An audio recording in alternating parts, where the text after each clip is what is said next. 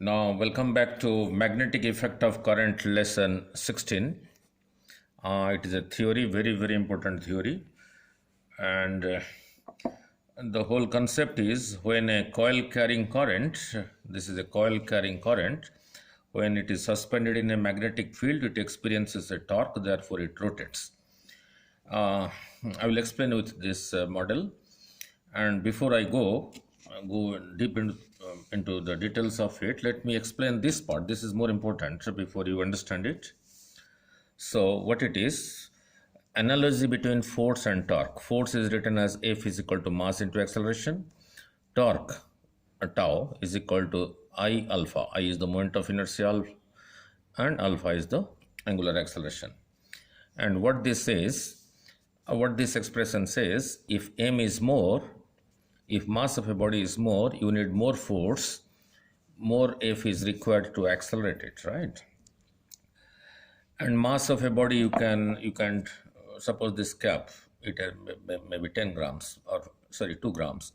Mass, you can hold it, you can break it, you can throw it, right? You can feel it physically.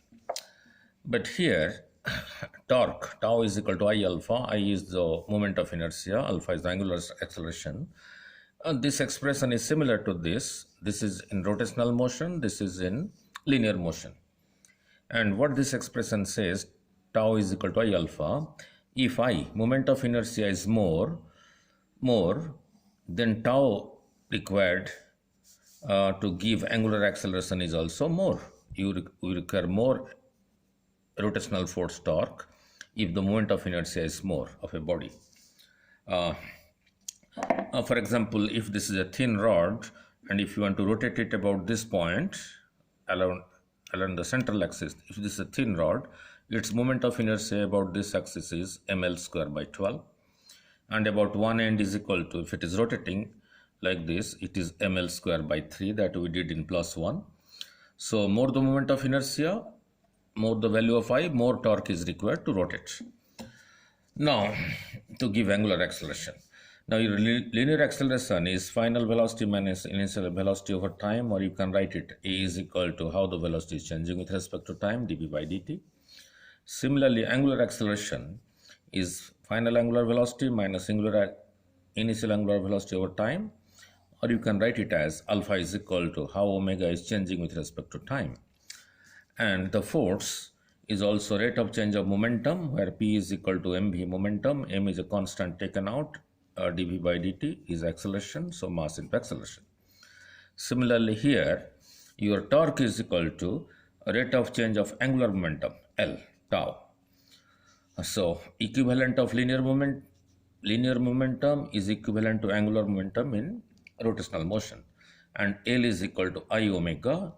I is a constant taken out, so d omega by dt, that is equal to alpha, I alpha.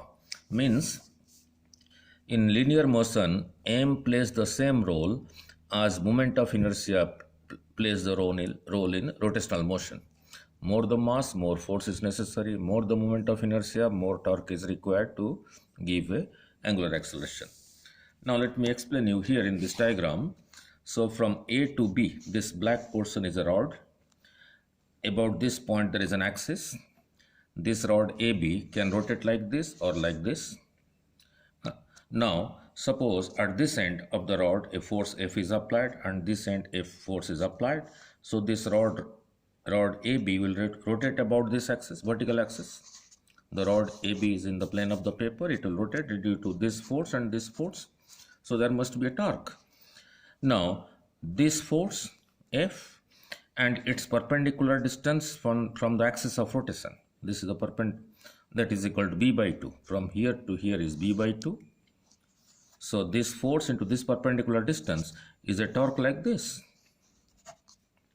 Similarly, this force F into this perpendicular distance b by 2, because the whole thing from here to I have taken b, so half of it is b by 2 and this half is again b by 2. So this F into this perpendicular distance is again a torque. This torque is anticlockwise, and this force into this perpendicular distance is again a torque, that is also anticlockwise. So both anti-clockwise, so therefore added. So taking F common, I am left with B by 2 plus B by 2, that is B, so F into B. So such a thing, this force and this force having a perpendicular distance B is called a couple, and the torque is equal to force into the perpendicular distance, where B is the perpendicular distance between the two F, this F and this F, where AO and BO is equal to B by 2, because I have taken from A to B as small b. Now let us come back to the topic. Now, very simple. Now, a torque tau on a current carrying coil in a magnetic field. Now look, this is the north pole of a magnet. This is the north pole of a magnet. This is the south pole of a magnet. So the magnetic field lines are from north to south in this way. That is represented as B. And look at this coil. Now is important. Look at this coil PQRSP, which is like this. PQRSP. This arrow indicates the direction of current. This coil, it can have any number of turns, 1 turn, 2 turn, 5 turn, n number of turns. This coil is suspended like this, suspended vertically from top to bottom by a thread from here. It is suspended between the north and south pole, that is in the magnetic field B. The magnetic field is this way. This coil is suspended like this, vertically. Means the plane of the coil is perpendicular to the plane of the paper. Now, here in the diagram I am shown, it is suspended like this. It is suspended like this. Not like this. It is suspended, suppose like this. Then it can rotate. Let us see how it will rotate, right? Now, PQRSP, a rectangular coil carrying current I. This black arrow indicates the current I, that is flowing in the coil. It is and the magnetic field is this way to this side. So I have shown the magnetic field at all the 4 sections.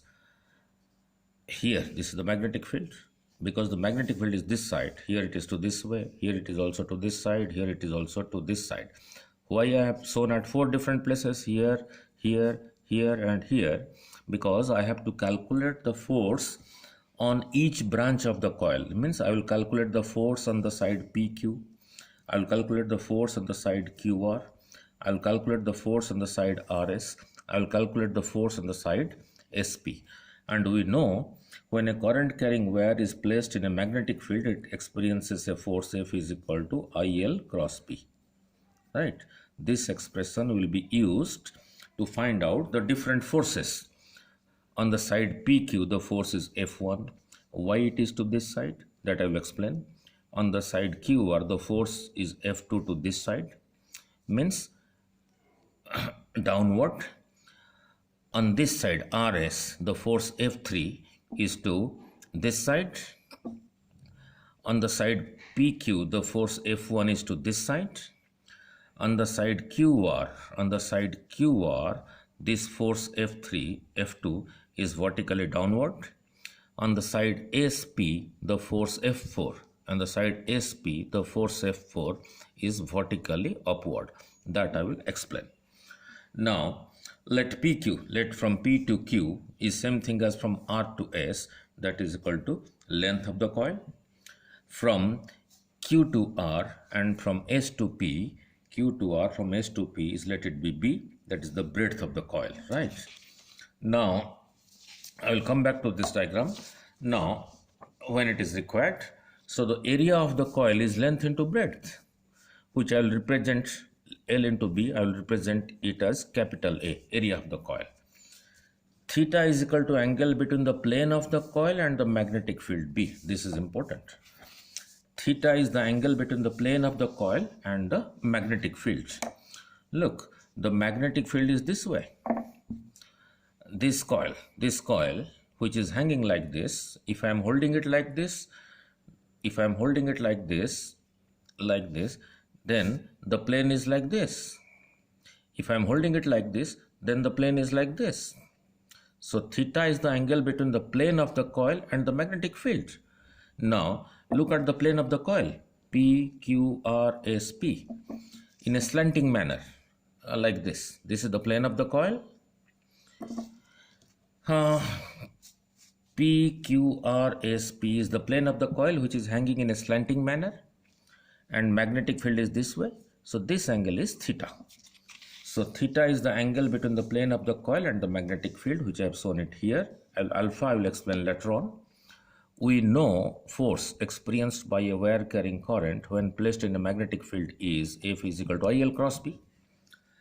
So let F1, F2, F3, F4 are the forces on sides PQ, QR, RS and SP.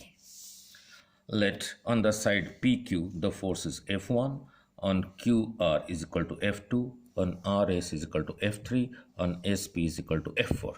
I will explain you the direction. Now let us calculate F4 first.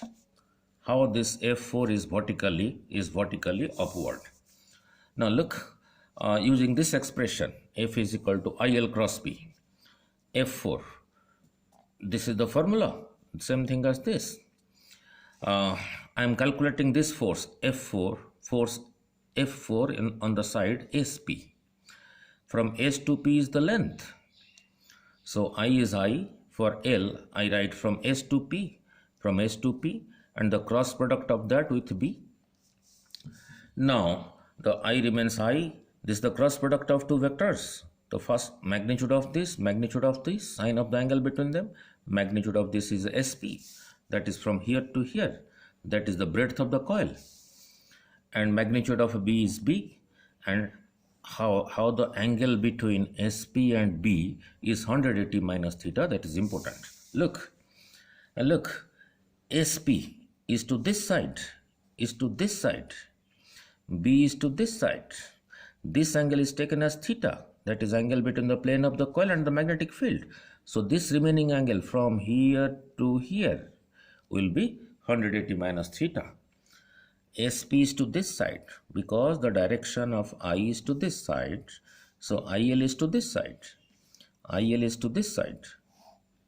So in SP, IL is to this side and your B is to this side. This was taken as theta. So this is equal to your 180 minus theta. So angle is 180 minus theta. So sine 180 minus theta is sine theta. And your SP from S to P is nothing but the breadth of the coil from S to P. I have explained here. S to P, the breadth of the coil. So your FP is equal to I. For SP I write small b. For B, sine 180 minus theta is sine theta. This. Now what is its direction?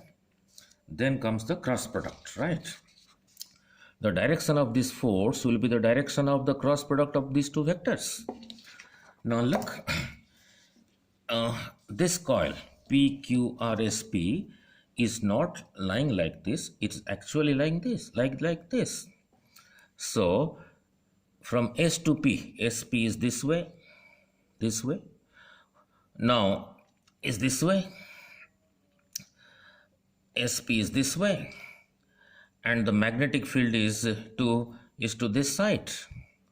So IL cross B. If you put a screw here, rotate IL towards B, it will be perpendicular to both of them. That is this. So this is the direction of IL cross B, means vertically upward, because this coil is not lying on the horizontal plane. It is hanging like this. SP is to this side and your B is to this side. SP and B are in this plane. So the cross product of that will be perpendicular to that. So it is vertically upward. Clear? So F4 is vertically upward.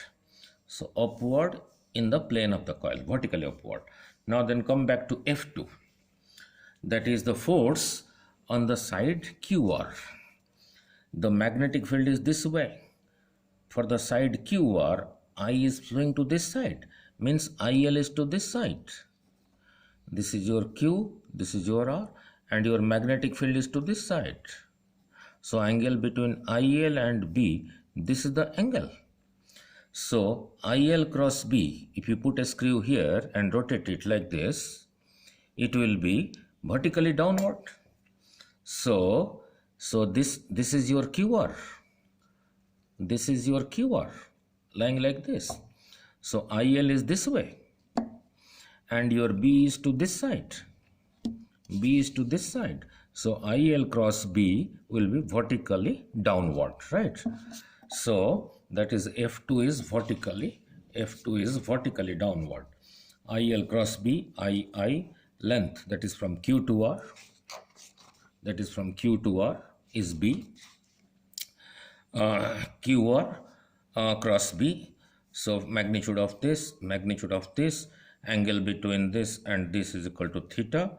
So I from Q to R is the breadth of the coil, B sin theta. So this is the force vertically upward, that is equal to F4. This is the force vertically downward, that is F2. And both of them are equal. So they cancel each other. Whether you hold the coil like this, for all positions, whether you hold it like this or like this or like this or like this, for all positions, F4 will be vertically upward and F2 will be vertically downward, and both of them will be equal and will cancel each other, right? So F2 is equal to this much, that is downward in the plane of the coil, therefore F4 cancels with F2. Now we are clear about two forces. Now let us calculate this F1 and F3, right? Now calculate F1 and F3. Now F1, that is the force on the side PQ, You are holding the coil like this, the coil is suspended like this. From P to Q, this is the direction of current. On this side, this is the direction of current. So whether it is suspended like this or like this or like this, in all cases, the direction of PQ will be downward, and on this side, on RS, the direction of current will be upward. Means for this part, IL is downward and B is horizontal. So angle between them is 90. So the angle between them is 90. IL is to this side and B is to this side. So the angle between them is 90. So that is what I have explained. For all positions of the coil PQRSP, PQ is perpendicular to B and also RS is also perpendicular to B. Magnetic field is to this side. The coil is suspended vertically. So on this part, RS is vertically up. Magnetic field is this way, so angle between them is 90. On this side, PQ, the current is downward, means IL is downward and B is to this side, horizontal. So the angle between them is 90. Means PQ and B, also RS, PQ is perpendicular to B, also RS is perpendicular to B for all positions, right? So let us calculate F1. So using the expression IL cross B, I length of from P to Q, I have taken it as L. So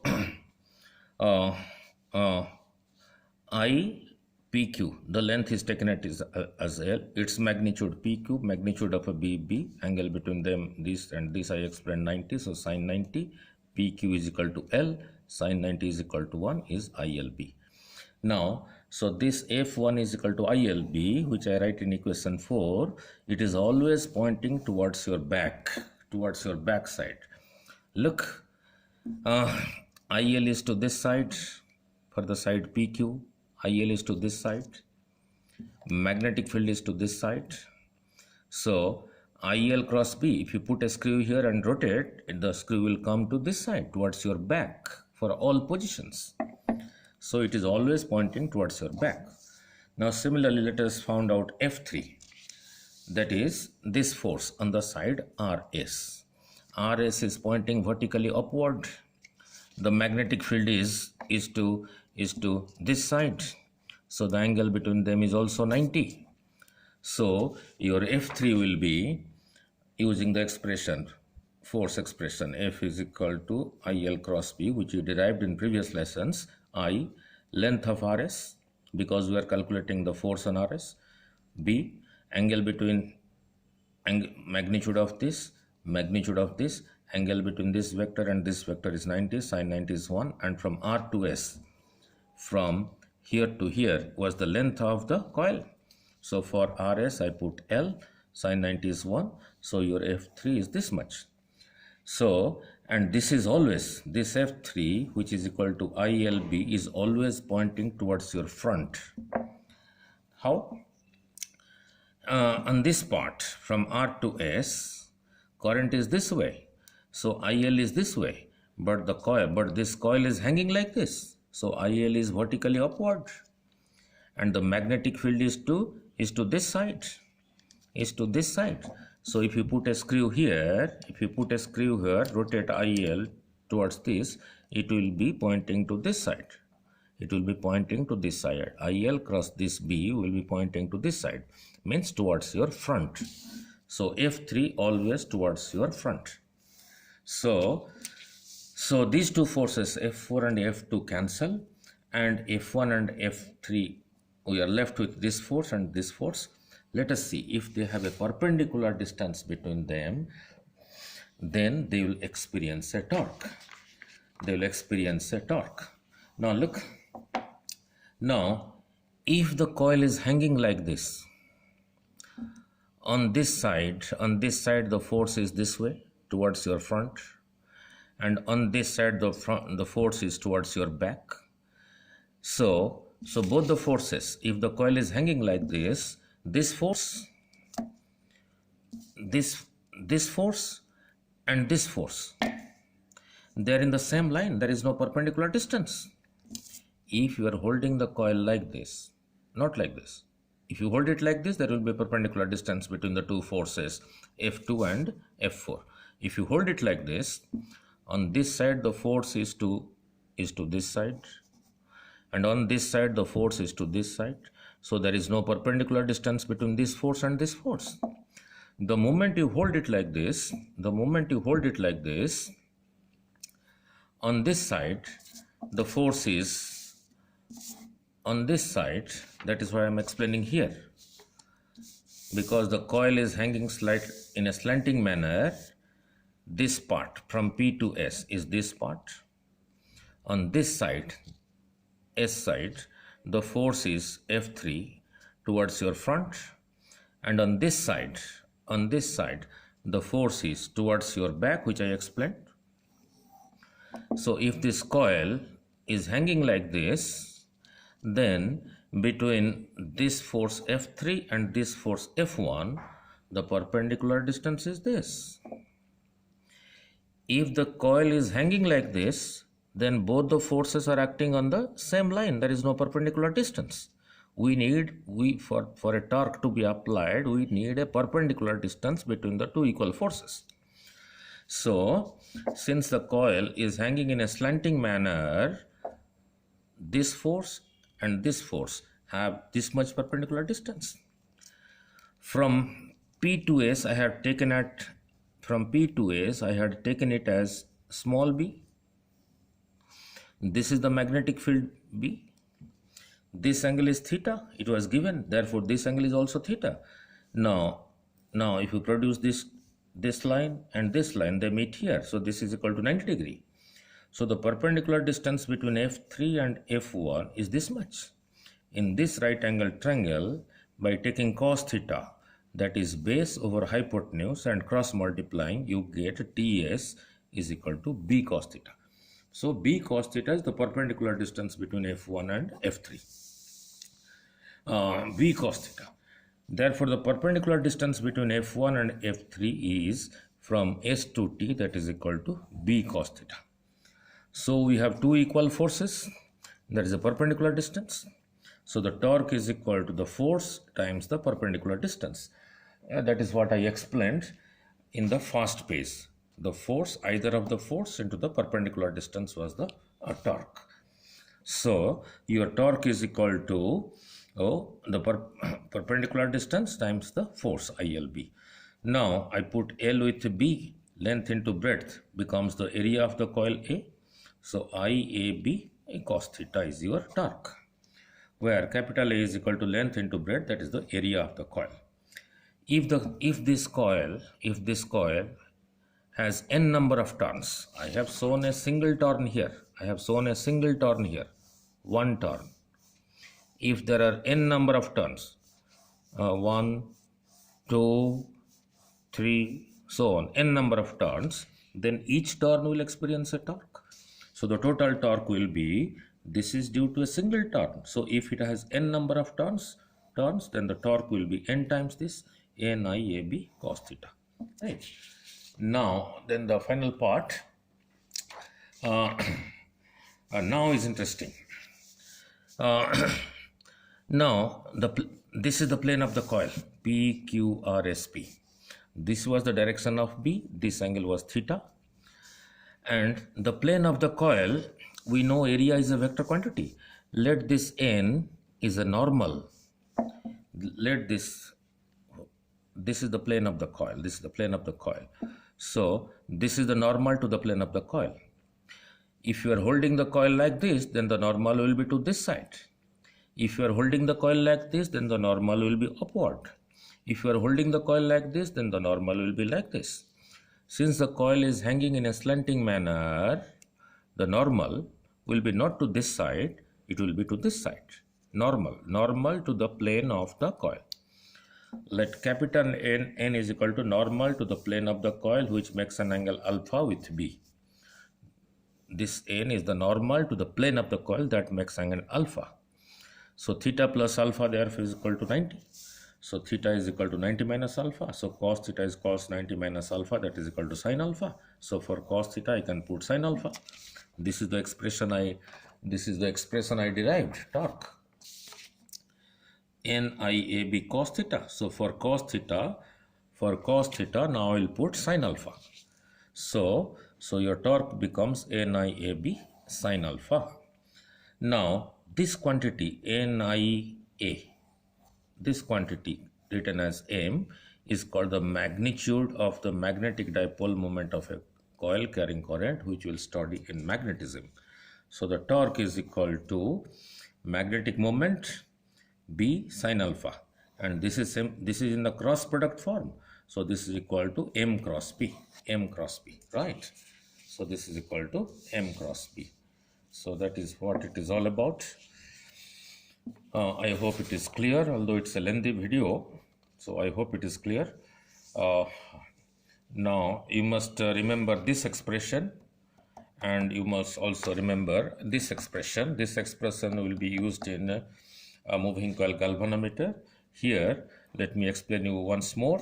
If theta is equal to 0, then cos 0 is equal to 1. So torque will be maximum. Theta is equal to 0 means theta is equal to 0. When theta will be 0? Theta was the angle between the plane of the coil and magnetic field. Magnetic field is this way. Now, if the plane of the coil, if the coil is hanging like this, then the plane of the coil and the magnetic field, they are parallel, means angle between them is 0. So cos 0 is equal to 1, so torque is maximum. So in this case, the torque is maximum because this force and this force, they will have a maximum perpendicular distance. If the coil is hanging like this, this is the plane of the coil and the magnetic field is this way. So the theta is 90. If theta is equal to 90, if you put 90 here, cos 90 is 0, then torque is also, then the whole thing becomes 0, the torque is 0. So if the plane of the coil is perpendicular to the magnetic field, then theta is 90, cos 90 is 0, so the torque is 0. If the plane of the coil is parallel to the magnetic field, then theta is 0, then cos 0 is 1, so the torque is maximum.